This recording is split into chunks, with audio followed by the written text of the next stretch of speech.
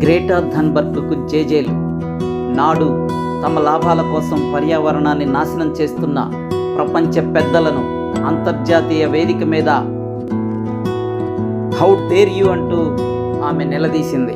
నేడు ఇజ్రాయిల్లో క్షిపణి దాడులను ఎదుర్కొంటూ గాజాలో పసిపిల్లల రక్షణకై తెగించింది.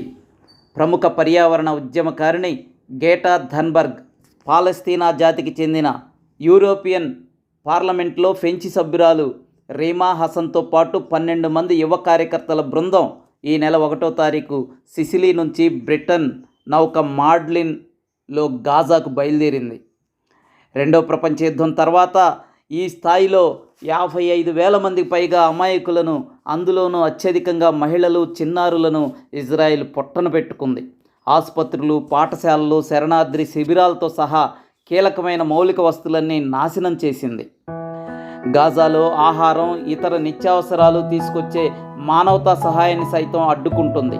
పాలస్తీనా జాతిని నిర్మూలించాలన్న లక్ష్యంతో మానవతా విపత్తులోకి ఇజ్రాయెల్ దుర్మార్గం ప్రజల్ని నెట్టింది. మత జాతి ఉన్మాదులకు మానవత్వం ఉంటుందా అనేదానికి ఇది ఉండదు అనేదానికి ఇది ఒక రుజువు. ఈ ఘాతుకాలన్నీ అంతర్జాతీయంగా చర్చనీయాంశం చేయాలని ఇజ్రాయెల్ సముద్ర దిగ్బంధాన్ని ఛేదించి పిల్లల కోసం పాలు, ఆహార పదార్థాలు, అత్యవసర వైద్య పరికరాలు, ఇతర జీవనాధారాలు అందించేందుకు బ్రిటన్ నౌక మాడాలిన్ బయలుదేరింది.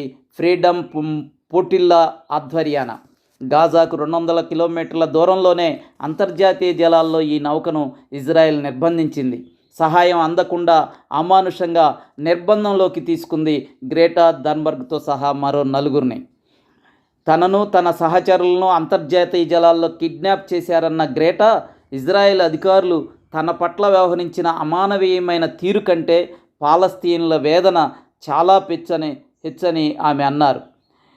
ఈ ప్రతిఘటన ద్వారా ఇజ్రాయెల్ నరమేధాన్ని మరోసారి అంతర్జాతీయ సమాజం ముందుంచింది గ్రేటా థన్బర్గ్ బృందం. వారి కృషి అభినందనీయం.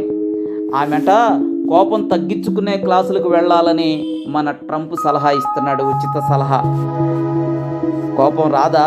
మీ లాభాల కోసం ఆయుధాలు అమ్ముకుంటూ పర్యావరణాన్ని నాశనం చేస్తూ ఉంటే చూస్తూ ఊరుకోవాలా? ఇజ్రాయెల్ దుర్మార్గాలపై ఇటీవల అమెరికా గడ్డ మీద గర్జించిన యువ విజ్ఞానవేత్త మెగా వేమూరిని మనం గుర్తు చేసుకుందాం. ఆమె గ్రాడ్యుయేషన్ పూర్తి చేసుకొని మా జీవితంలో ముందుకు సాగటానికి సిద్ధమవుతుంటే గాజాలో విశ్వవిద్యాలయాలే లేకుండా పోయాయంటూ తన భవిష్యత్తును సైతం పణంగా పెట్టి ఆమె యువతకు స్ఫూర్తిదాయకంగా ప్రశ్నించింది. ఈ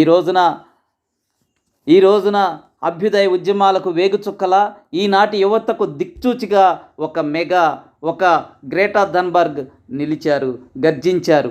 మరోసారి మనకు భగత్ సింగ్ను గుర్తు చేశారు. అందుకే వారికి ఇవే నా జేజేలు, వారే మనకు దిక్చూసి నేటి యువతకు ఆదర్శం.